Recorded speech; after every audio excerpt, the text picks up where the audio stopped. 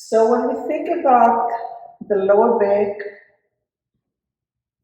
and the hip or the pelvis, and maybe even the legs coming into the pelvis, try to see what kind of a picture comes to mind. Is it a picture that you saw of a skeleton? Does it have skin and muscles and organs, or is it bones? Do you have a clear picture of where the legs enter the hip?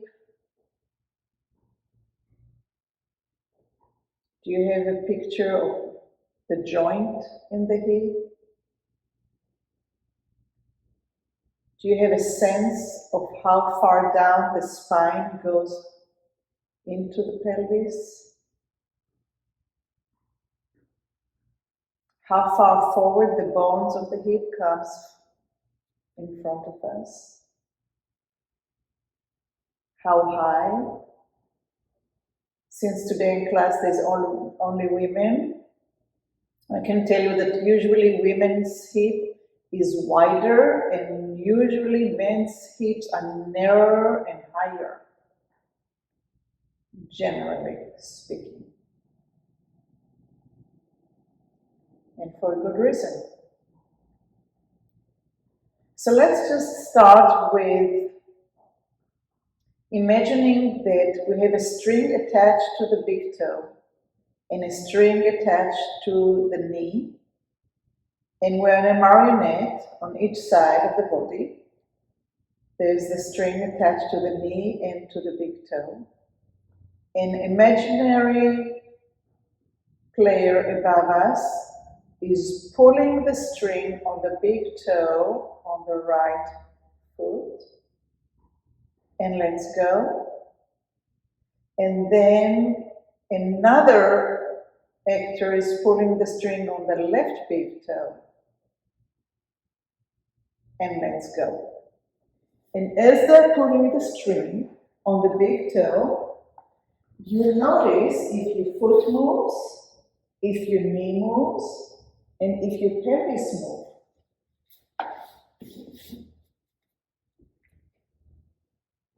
So they come and they pull up towards your ear, and then let go. It's a tiny little pull on the string, and this tiny little pull is connected all the way up the leg into the pelvis, maybe even more. One leg at a time.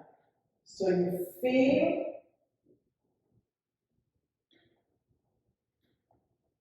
the relationship between your ankle bones to the knee bones to the hip bones.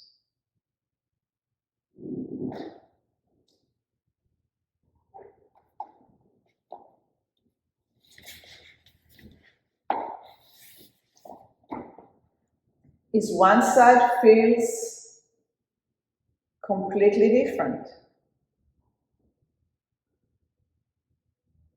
Is one side the pelvis responds to the string being pulled on the big toe? And on the other side, the string is being pulled and pulled and pulled, and there's disconnect. There's no phone lines all the way up to the hip.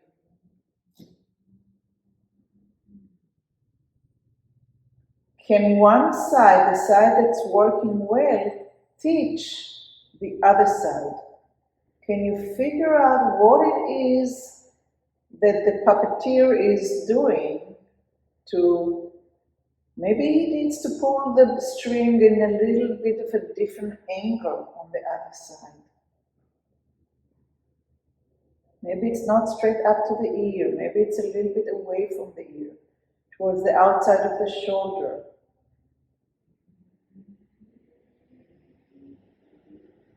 Maybe one string is not enough and he needs to hold on to the knee string and pull a little bit there too.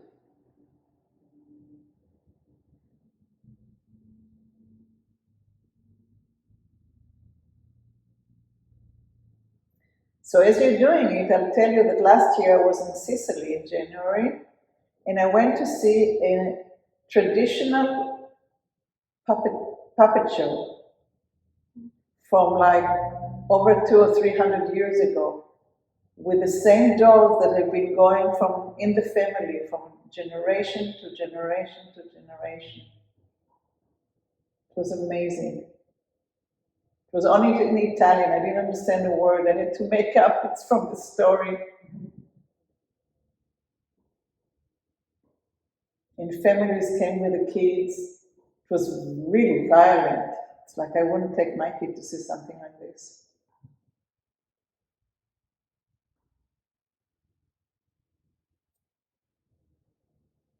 So there are two puppeteers standing on each side of you, pulling the string, and they have to be really in listening to how the pulling is affecting the legs and the knees and the hips and the ribs and the shoulders.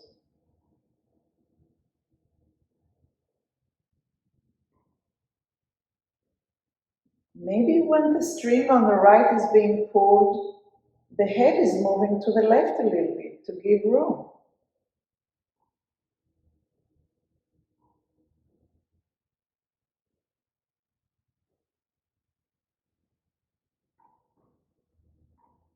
If you are completely, if you cannot find the connection, maybe you want to do one side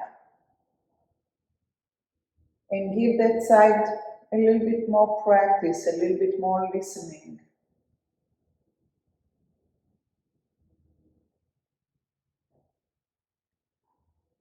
And let it all go.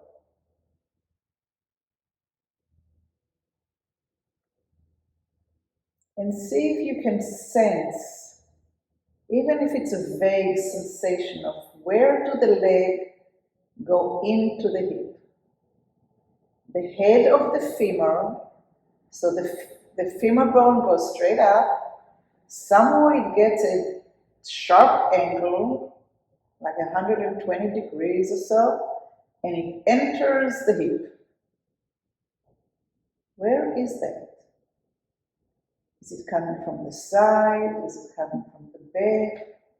Somewhere in there, between the back and the side? How far deep into the hip bone does it go? Is it hiding behind the bone, the ilium? Is it center in the hip?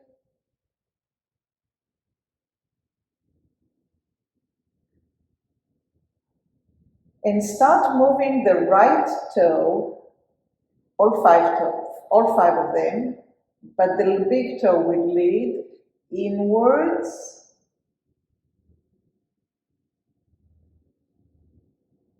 and when you go out, the little toe will lead out. So you're getting a rotation in your right leg, and your foot is like wishing, cleaning the window on the car, wishing wipers.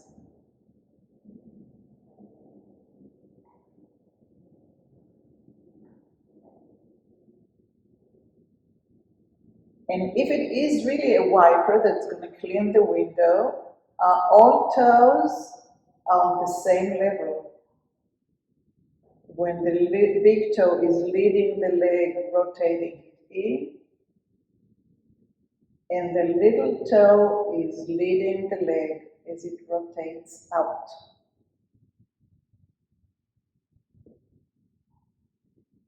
Are you completely relaxing and letting go when the movement ends? What does it take to start that rotation?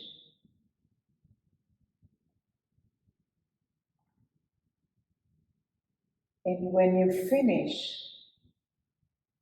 can you cease from doing? So when you start again, and the brain tells the big toe to rotate in, it's a brand new movement with your new attention and intention.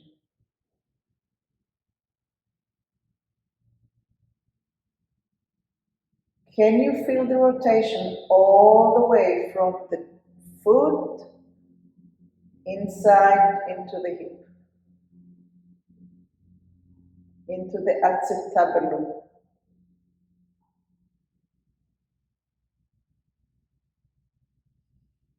Is the way of the big toe in is as clear as the little toe out? It's the same movement. Are we able to reverse the movement in the same quality, in the same tempo?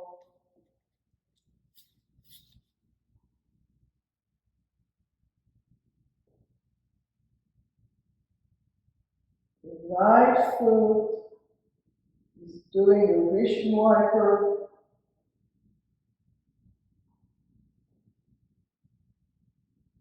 And if you feel that maybe one part of the toe of the foot is closer to the window, maybe you can change it a little bit, or just decide that this is how much you want to clean the window with a pair of just 2 toes, or 3 toes, or 4 toes, or 5 toes.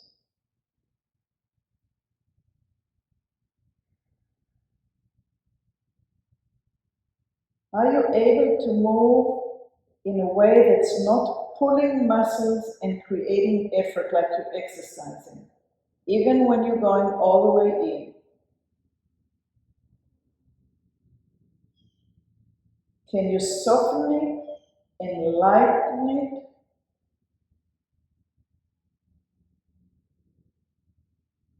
So when you get with the toes looking in, I don't see a jump of the muscles.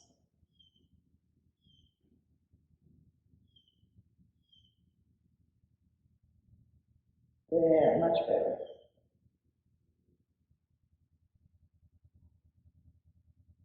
And let it all go. And compare between your right leg into the hip and your awareness of the left leg into the hip.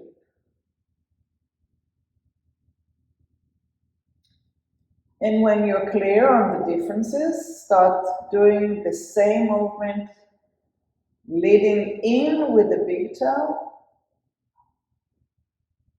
and leading out with the little toe. And start studying how this leg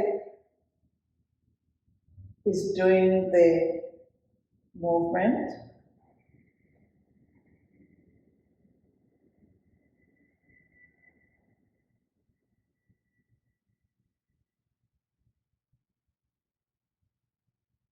Which part of the traveling is not as clear?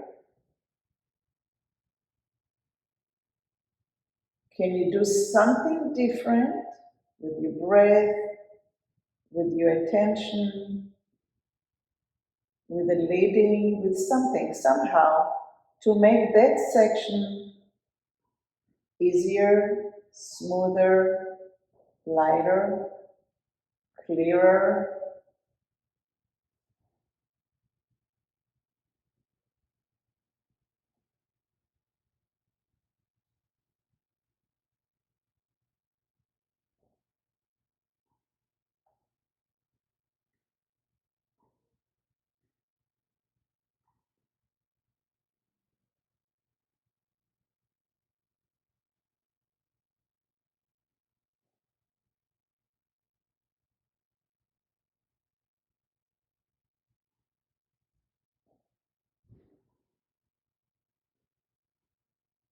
Is the way out is as clear as the way in? Is the way in is as effortless as the way out? When do you feel that you are pulling tension or more fibers on the way in? And where on the way back do you feel that you're doing it on the way down against gravity?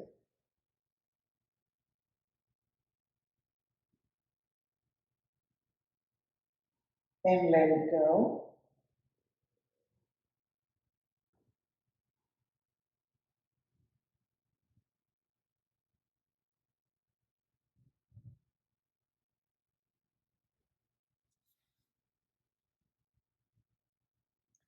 We're going back to the puppeteers. They're coming back from break, and now they're going to start pulling on both the big toe and the knee. Let's start with the left leg. They're pulling the string, and the knee is pulling up, and the foot is being dragged on the floor, and then they let go. And again, they're pulling the knee first, and a little bit with the big toe, and the foot is being dragged on the floor as the knee is coming up, and then you let go. When to let go is up to you. You're trying to go as high as it's comfortable without effort, without making it to become an exercise.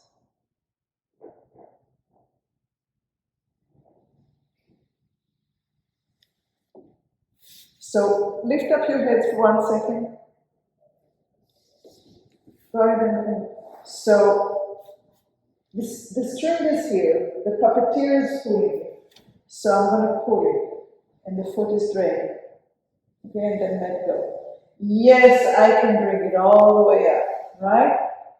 I'm nice and flexible. I'm not doing this. I'm just finding the relationship between the pulling of the string to the relationship of what happens in my pelvis. Remember, that was your request, learning what to do with the lower back, the sciatic, the piriformis, right?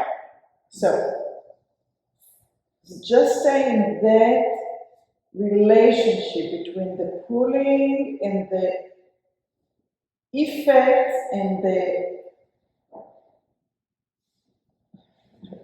I don't come with a word in English, the repercussion of the pelvis in relation to that pull. Okay? So it's not about that. It's about how that affects the pelvis. Because if it's just a leg, you're going to look like a dancer that's doing the can-can. Okay? We want to be able to allow the pelvis to respond.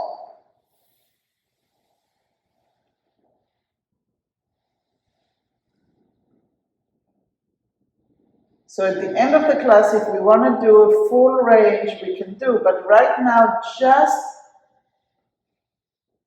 find out how much stretchiness does the string needs to have to affect the pelvis, and does it affect the pelvis going up? Is it rotating back?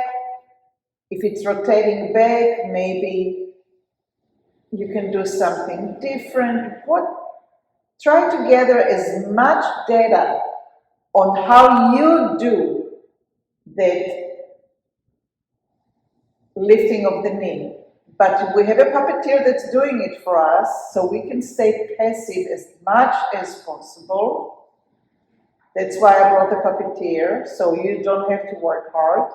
He's pulling the two strings, the knee and the big toe. And your job is just to observe of how to let go in the pelvis, how to let go in the groin, so eventually the knee can go higher if we are called to do that. Stay small.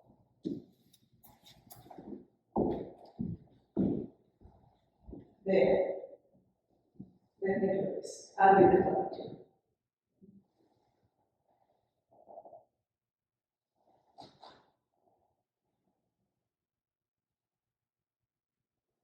So I'm the puppeteer, so you don't have to worry about it anymore, and you worry about what happens here. I'm not worried, observing. Well, how much relaxation and kind of like a relationship that was a little bit too much. Right there. You want the relationship, you want the pelvis to give way so that eventually this can come up and up and up and up and up and up and up. But this needs to do something. That's enough, that's enough, that's enough. That's too much. I'll be the puppeteer. I'll be the puppeteer.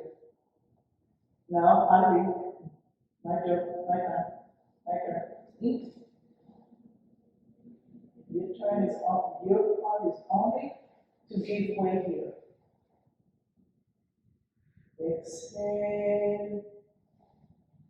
And allow the puppeteer to do the job.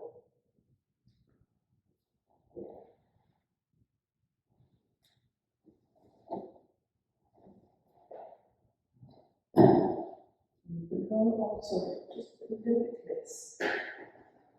There.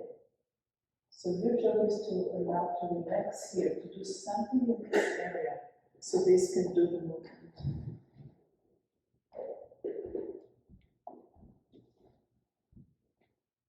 Yes, yeah. Okay, and we let go.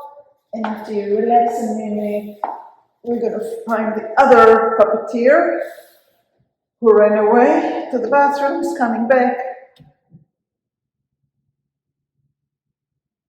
He's placing itself somewhere above and behind your shoulder, holding on the string on the other leg, and he's pulling gently, awakening the connection between the foot, the knee, and the pelvis. Remember that you are not the puppeteer, you are passive, you are listening to the puppeteer.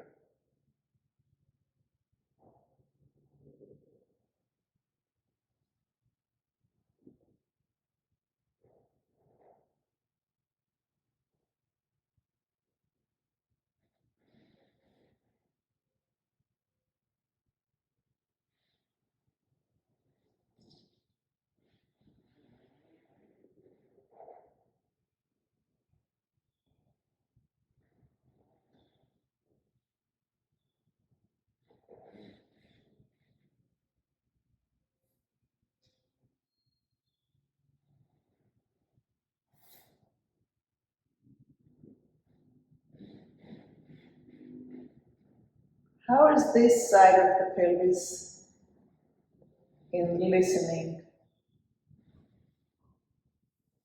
versus the side that you did earlier? So now we're doing the right side,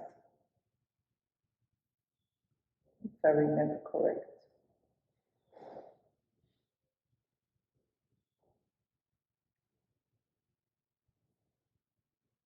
And if you're really listening, you may realize that one side of your body is like a stranger to the other side.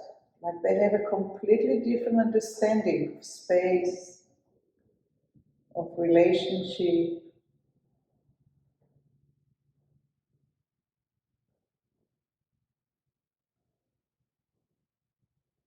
And if your brain sends signals of pain, then you do less. And you find if there's a different way, a different angle. Maybe the strings need to move away from the shoulder. Maybe the pelvis needs to relax down a little bit faster.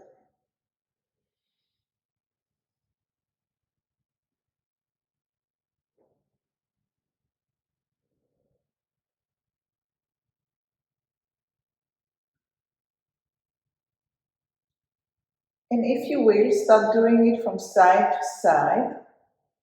And as you're doing a tiny little bit of a pull to the left strings and a tiny little pull on the right strings, draw your attention to the head of the femur, of the leg bone.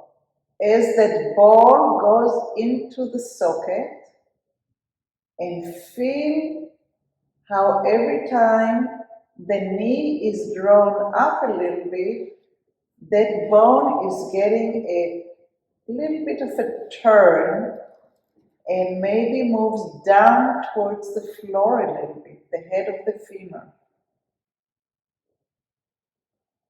See if you can start feeling your pelvis moving from side to side, but also a little bit downwards towards the floor. Tiny, tiny, tiny. The knees not coming off the floor, hardly any. Your attention is on your pelvis. If you're bringing the knee up, you are missing what I'm trying to teach you. There. Smaller. Smaller. There. And now there. Smaller and quieter. There. Exhale. Do even less knees. Just listen to them. There. Without it. Think that you are on a swimming pool or in a field. And the water is supporting you. There.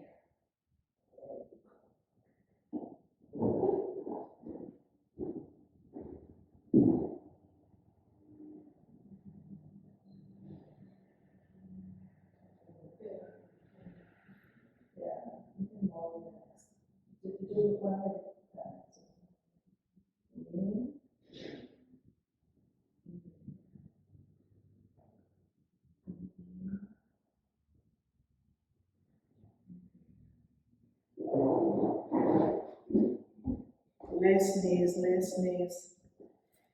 An inch of a knee, just an inch, maybe too big. It's just a string starting. Let's go ahead and pull the string. There. Let it go. Pull the other string. Let it go. Pull the string. Let it go. So you're only looking at the femur, the head of the femur, into the acetabulum, making a slightly turn and down. And turn and down as you exhale. Yeah. Yeah.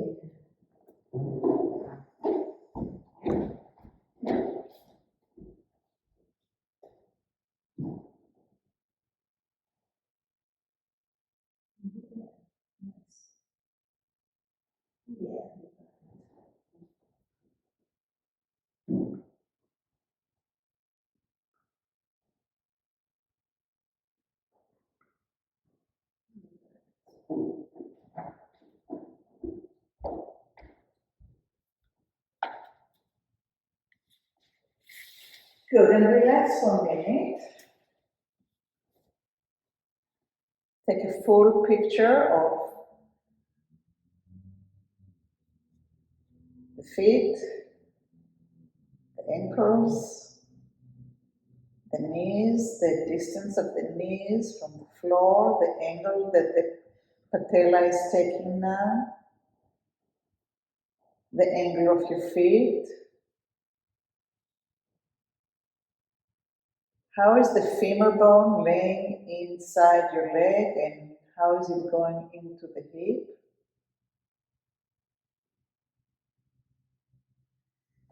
And now we're going to allow the puppeteer to play a little bit harder and we're going to pull the string on any leg you want. We're going to pull the string, we're going to pull them, we're going to pull them. So the puppeteer is pulling and bringing the knee up and up and up while the foot is still dragging on the floor until at one point that you just want to turn the knee up towards the ceiling and the foot is being placed completely flat on the floor. And then you let the leg just lie down. And then again, the puppeteer is pulling the string on the big toe and on the knee, and he's dragging and dragging and dragging and dragging until he decides to pull the string up towards the ceiling, and the foot is on the floor, and the knee is facing up towards the ceiling. And then he drops the strings, and the leg goes what down. So there's a pulling, there's a change of direction, and there's a flock. There's a pulling. Notice when they change the direction, what happens in the pelvis? What kind of motion happens on the back of your tushy? And then flop, let it all go, boom. Allow the leg just to kind of pump. And then strings, so it's controlled by somebody else. Then there's action of lifting the knee up to the ceiling, foot finds the floor, and then flop. And pull. You can do it in your own time. Pay attention to the movement of the femur and the head of the femur inside the pelvis. This is crucial. This is what you want to pay attention to. You want to know that section really well. It's going to be on the exam. So the puppeteer is doing something and you're not that in charge. But when the puppeteer is starting to pull the string and you are moving the leg up to vertical and something is happening in the hip, you are so need to be in control and knowing what you're doing. And then you just let it go.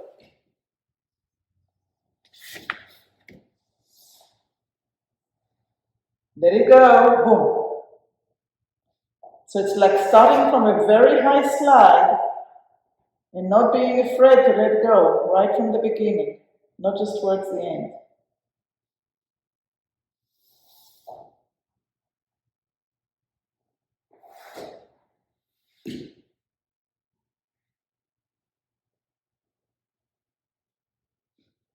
Yeah, that wasn't letting go.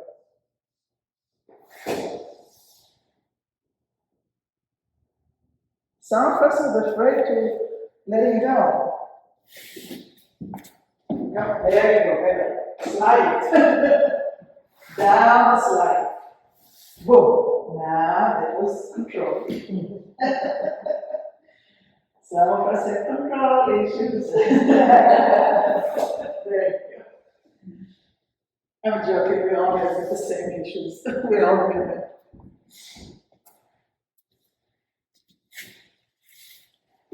Boom, yeah. So some of us let go all the way from the beginning, we love danger. Some of us go, I'll start and then I let go.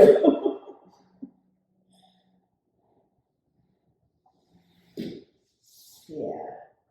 Okay, and we go to the other leg.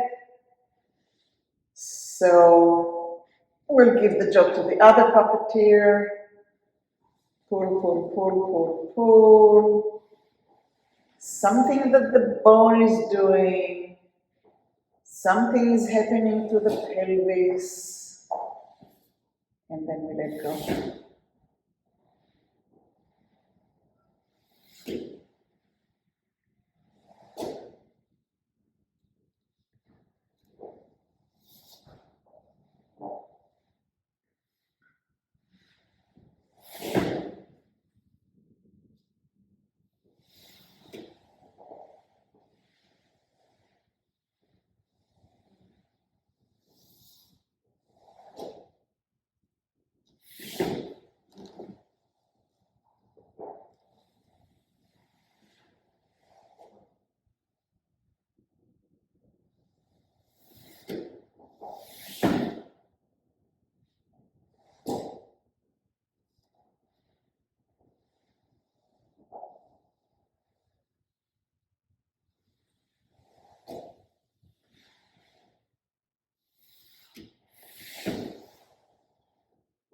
And next time, bring that leg up.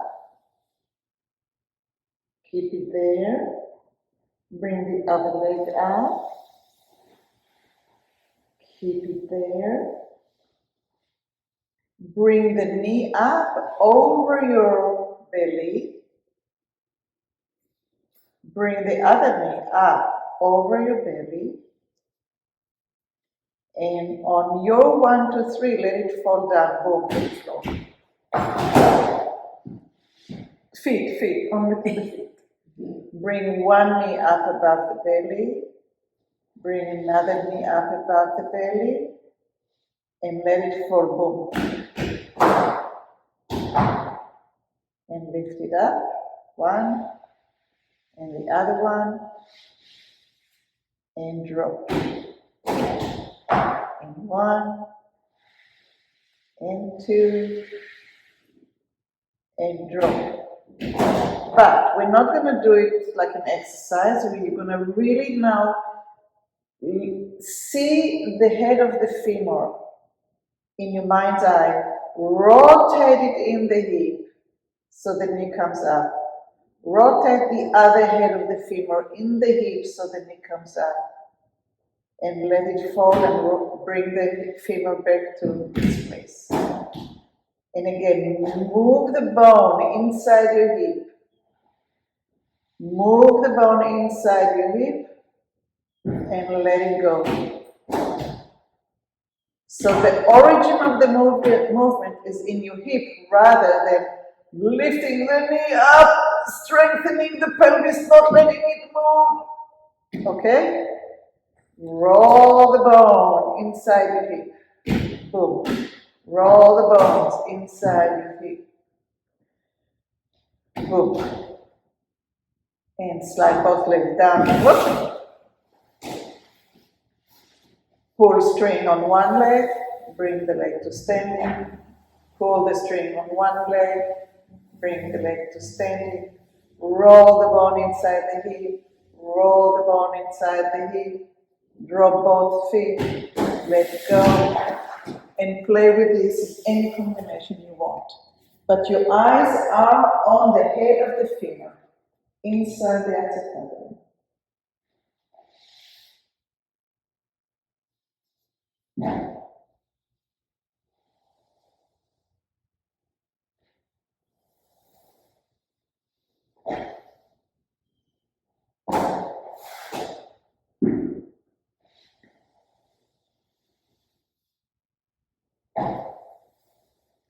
Don't throw the leg, let him go.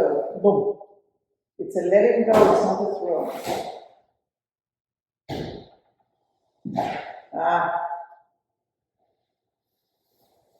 Okay.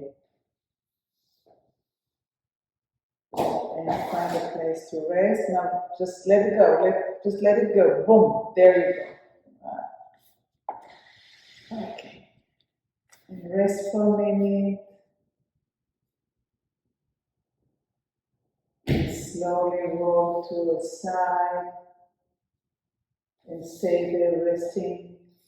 And from the side to sitting.